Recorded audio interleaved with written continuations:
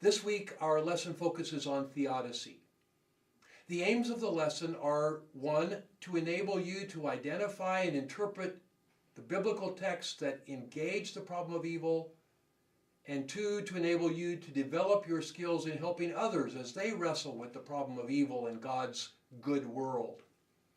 As you prepare for our session together, you'll read articles that introduce the topic of theodicy. You'll read the assigned chapters in Martin's, again with the quizzes that come with them. And you'll read the assigned biblical material.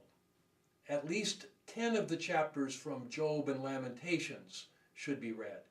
Send at least 2 questions that you would like Greg Boyd to consider to me via email before that weekly session.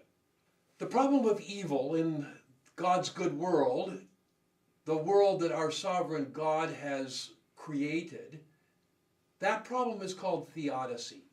Philosophical theology gives answers to the dilemma. Why do bad things happen to good people? Why do good things happen to bad people?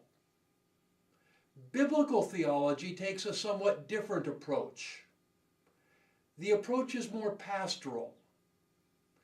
Recognizing that human reason is limited and cannot fully explain the issue, the biblical text gives expression to pain and protests evil. A biblical theodicy begins no later than Genesis 3, with the story of human involvement, with the tree of the knowledge of good and evil. Given the plethora of interpretations circulating in the church, allowing the text to speak for itself in Genesis 3 is particularly challenging. We might be distracted by issues of historicity. Certainly we're tempted to think about later Christian interpretation of the text.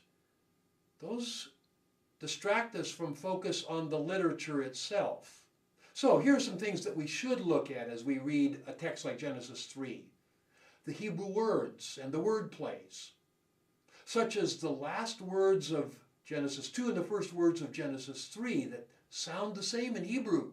Words naked, ashamed, and crafty. And these word plays enrich our understanding.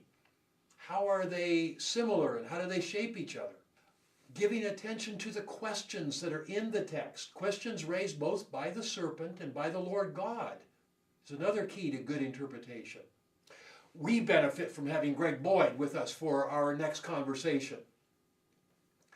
In your reading for this week, a couple of articles deal with Boyd's position, one of them written by him on the biblical text of Job. That will help you get ready for engaging Greg on this next session. Another important text is that of Terence Fretheim, relatively early work in biblical theology in a text entitled The Suffering of God. Is provocative because of the way it anticipates later development. Again, his genius is to let the text speak. He is particularly apt at exploring the way the Bible describes God experiencing suffering. The biblical text of Lamentations is a powerful expression precisely because it gives expression of pain but does not offer resolution. The written material is must-read work this week as you prepare for reflection on this primary topic and get ready for conversation together. A topic that addresses both biblical theology and pastoral theology. By now you should be well on your way to completing the final work for the course. Remember to talk to me about the first 4 items or to Tim about the last 2 if you have questions.